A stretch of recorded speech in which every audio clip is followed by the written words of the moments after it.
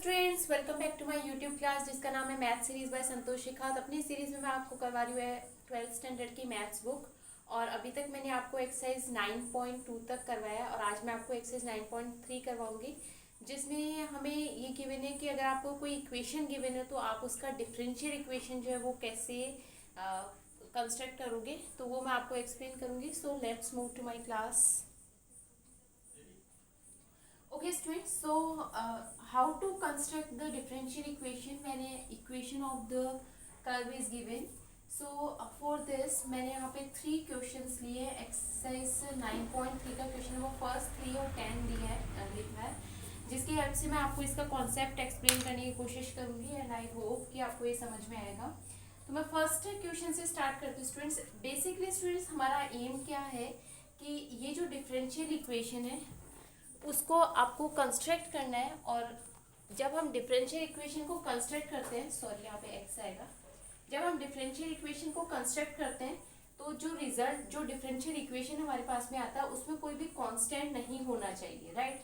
हम डिफरेंशिएट करेंगे इक्वेशन को और जो डिफरेंशिएट करने के बाद में मतलब 1 टाइम या 2 टाइम या 3 टाइम, जितने भी टाइम हम उसको डिफरेंशिएट कर रहे हैं, तो फाइनली हमारा जो रिजल्ट आएगा उसमें कोई भी कांस्टेंट नहीं होना चाहिए। उस फॉर्म को हम क्या बोलेंगे, डिफरेंशियल इक्वेशन बोलेंगे, राइट। तो फर्स्ट क्वेश्चन में लेती हूँ यहाँ पे, जैसे फर्स्ट क्वेश्चन मैंने लिया है x upon a plus y upon b equal 1, ये आपको कर्व गिवन है। अब हम क्या करेंगे स्टूडेंट्स, इसको हम एक बार डिफरेंशिएट करते हैं। तो x का जब आप डिफरेंशिएशन करोगे तो क्या हो जाएगा 1 अपॉन ए,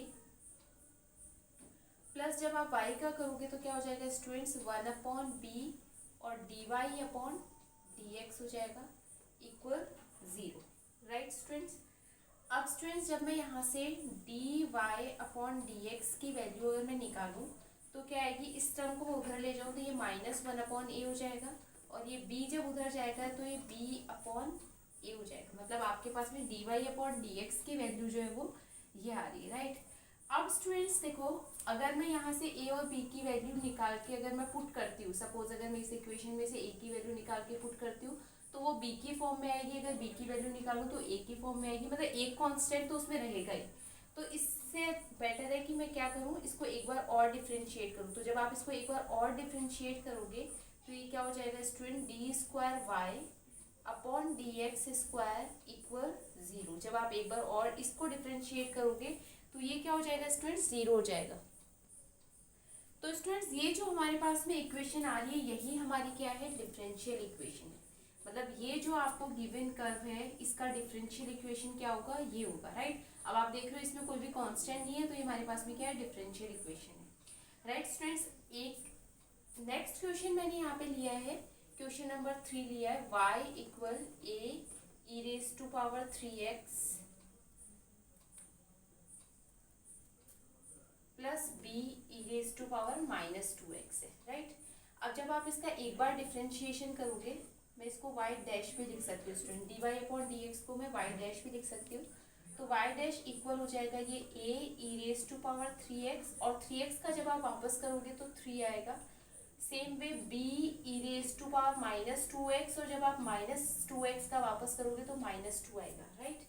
तो ये हमारे पास में 1 टाइम डिफरेंशिएशन पे आ रहा है। अब स्टूडेंट्स क्या हो रहा है यहाँ पे कि अगर मैं यहाँ पे चाहूँ तो a और b को मैं, जैसे यहाँ पे हम सेपरेट कर पा रहे थे, मतलब b जो कांस्टेंट टर्म जो थी वो हमने एक तरफ ले ली, लेकिन इस क्वेश्चन में हम ऐसा नहीं कर पाएंगे क्योंकि ये उसके मल्टीप्लाई में है तो उसको सेपरेट करना मुश्किल है।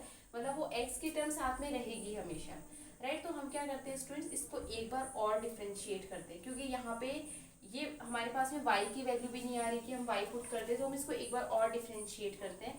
तो एक बार और डिफरेंशिएट करने के बाद में क्या होगा, देखो जब आप इसको डिफरेंशिएट करोगे तो ये 9 a e raise to power 3x हो जाएगा और ये कितना हो जाएगा students, plus 4b e raise to power -2x हो जाएगा, राइट।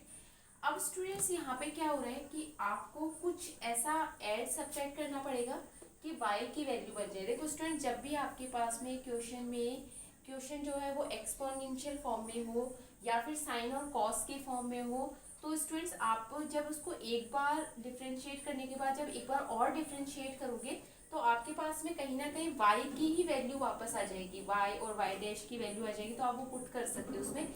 तो स्टूडेंट इसमें हम क्या कर सकते हैं, देखो अगर मैं इस इक्वेशन को 9a e to power 3x जो है, इसको मैं क्या लिख सकती हूँ स्टूडेंट, इसको अगर मैं ब्रेक कर दूँ तो मैं इसको 6a e to power 3x plus 3a e to power 3x ऐसे ब्रेक कर सकती हूँ। मतलब 9 को मैं 6 प्लस 3 लिख सकती हूँ इस तरह से।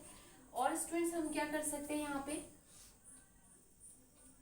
अब देखो स्टूडेंट्स यहाँ पे मैंने 6 लिया है, तो इसका मतलब अगर ये भी 6 आ जाए यहाँ पे भी मल्टीप्लाई में, तो दोनों में से 6 अगर मैं कॉमन ले लूँ तो y की वैल्यू बन जाएगी। तो हम क्या करेंगे students, 6b e to power minus 2x, मतलब इसमें मैं 2 जो है वो ऐड और सब्ट्रैक्ट कर देती हूँ। मैं ऐसा कर सकती हूँ स्टूडेंट्स, मैंने यहाँ पे 2 जो है वो ऐड कर दिया और 2 ही सब्ट्रैक्ट कर दिया, तो 2 इसमें ऐड होके 6 हो जाएगा और ये सब्ट्रैक्ट हो जाएगा। अब आप स्टूडेंट्स क्या करो, इन दोनों में से 6 कॉमन ले लो, तो ये a e to power 3x plus b e to power minus 2x हो जाएगा।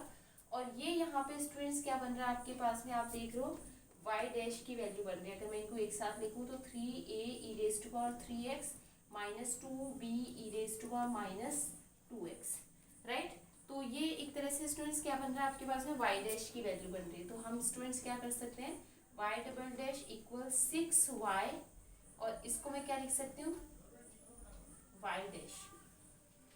तो आपके पास में इक्वेशन क्या बनेगी, y double dash minus y dash minus 6y equal 0। तो ये आपके पास में क्या बन जाएगी स्टूडेंट्स, इक्वेशन बन जाएगी। Clear students.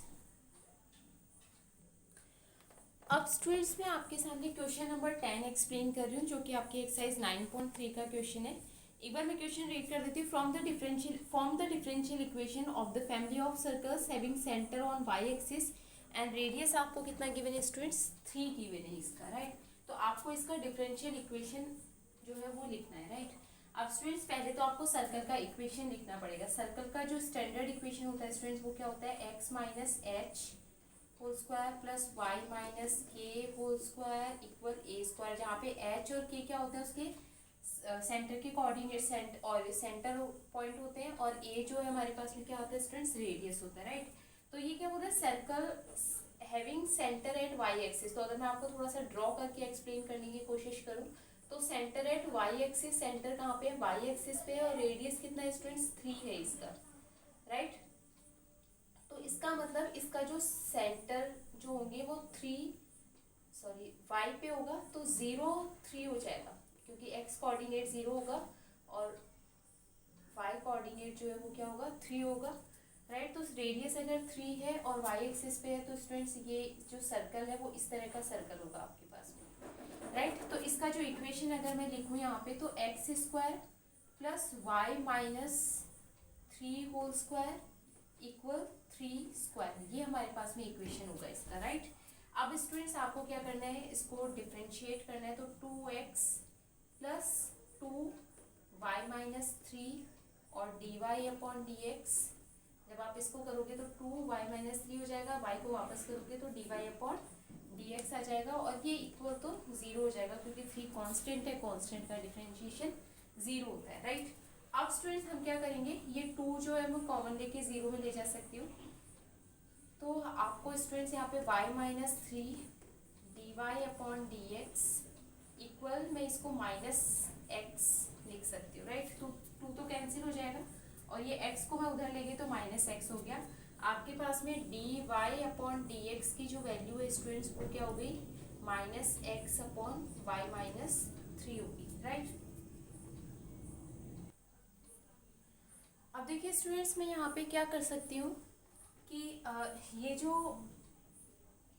एक मिनट स्टूडेंट्स, ये जो आपके पास में ये है वाई डैश लिख सकते हैं हम इसको, राइट। मतलब इसको मैं वाई डैश लिख देती हूँ ताकि थोड़ा सा स्पेस कम लेगा वो। तो ये माइनस एक्स है हमारे पास में, ये वाई माइनस 3 के प्लेस पे अगर मैं चाहूँ तो यहाँ से वैल्यू निकाल के पुट कर सकती हूँ। अगर मैं यहाँ से वाई माइनस 3 की वैल्यू निकालूँ स्टूडेंट्स तो क्या आएगी, यहाँ पे y माइनस 3 की अगर मैं वैल्यू यहाँ से निकालूँ तो मेरे पास में क्या वैल्यू आएगी स्टूडेंट्स, ये 3 का स्क्वायर 9 हो जाएगा, 9 माइनस एक्स स्क्वायर और रूट, ये वैल्यू आएगी। तो मैं ये वैल्यू यहाँ पे अगर पुट कर दूँ तो आपके पास में ये 9 माइनस एक्स स्क्वायर हो जाएगा। अब स्टूडेंट्स आप क्या कर सकते हो कि अगर ये स्क्वायर मुझे हटाना है, क्योंकि देखो स्टूडेंट्स आपका आंसर तो वैसे यहाँ पे भी आ चुका है, मतलब ये डिफरेंशियल इक्वेशन ही एक तरह से। लेकिन अगर आप चाहो तो इसको अगर कंप्लीट हम एक्स की फॉर्म में लिखना चाहें वाई को, तो हम यहाँ पे लिख सकते हैं वाई डैश इक्वल क्या हो जाएगा स्टूडेंट्स, ये माइनस एक्स। अगर मैं दोनों तरफ स्क्वायर कर दूँ इसको तो ये रूट हट जाएगा, तो ये y dash square equal x square upon 9 minus x square हो जाएगा। जब आप इसको क्रॉस मल्टीप्लाई करोगे तो ये 9 माइनस एक्स स्क्वायर और ये वाई डैश स्क्वायर हो जाएगा इक्वल एक्स स्क्वायर।